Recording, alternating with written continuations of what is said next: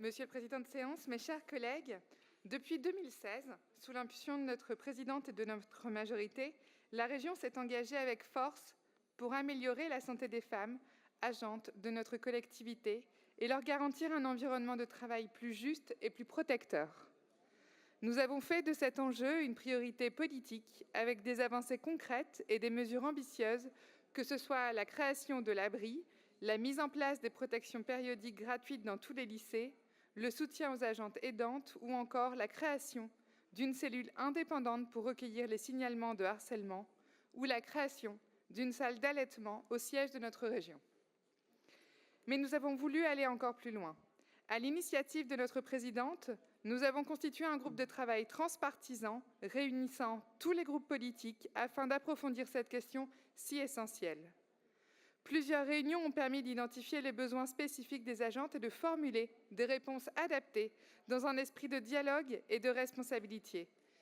Et je tiens d'ailleurs à saluer tout particulièrement le travail remarquable de Christelle Royer et de Farida Adlani qui ont piloté avec engagement et efficacité ce groupe de travail. Les constats sont clairs.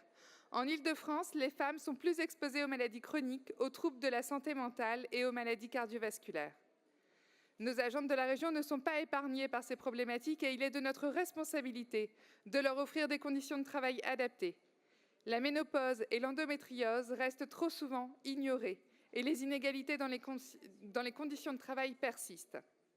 Face à cette réalité, notre majorité a pris ses responsabilités et a formulé 15 propositions ambitieuses s'inscrivant pleinement dans la politique volontariste menée par la région depuis 2016. Ces mesures confirment le rôle moteur de notre institution sur ce sujet.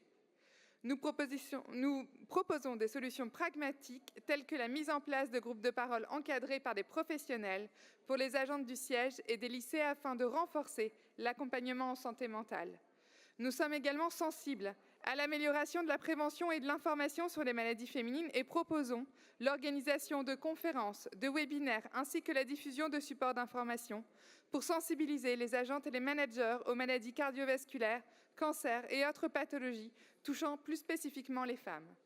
Enfin, l'amélioration de la prise en charge de l'endométriose représente un enjeu majeur et nous invitons donc notre présidente de région à interroger le ministre de la Santé et de l'Accès aux soins sur la possibilité d'inscrire l'endométriose dans la liste des affections de longue durée, garantissant une meilleure prise en charge des traitements.